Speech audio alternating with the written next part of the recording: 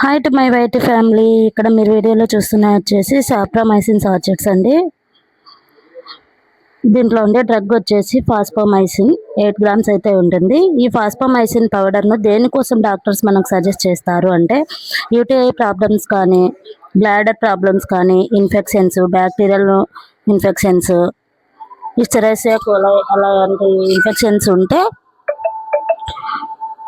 వాటి కోసం అయితే ఉపయోగిస్తారండి. యూరిన్ మంటగా రావడము, నొప్పిగా రావడము, కలర్ చేంజ్ అవ్వడము, ఈ విధంగా సఫర్ అవుతూ ఉంటే డాక్టర్స్ అయితే దీన్ని సజెస్ట్ చేస్తారు. దీన్ని ఏ విధంగా ఉపయోగించాలి అంటే ఈ పౌడర్ని మొత్తం నీళ్ళల్లో కలుపుకొని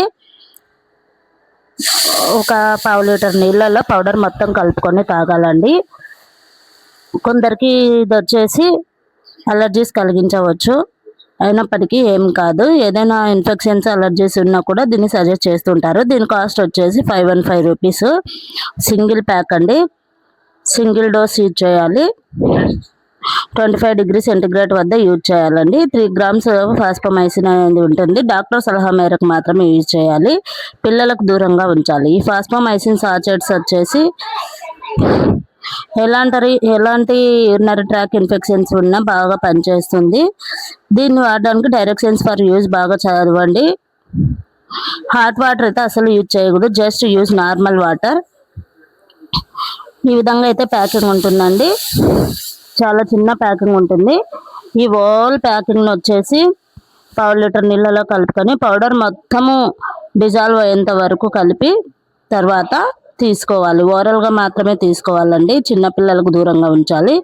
వీటిని వాడడానికి ముందు డాక్టర్ సజెస్ట్ చేస్తేనే తీసుకోవాలి. దీన్ని తినడానికి ముందైనా తాగొచ్చు, తిన్న తర్వాత అయినా తాగొచ్చు. 1 అవర్ లోపలనే ఈ మొత్తం సొల్యూషన్ తాగేసేయాలండి.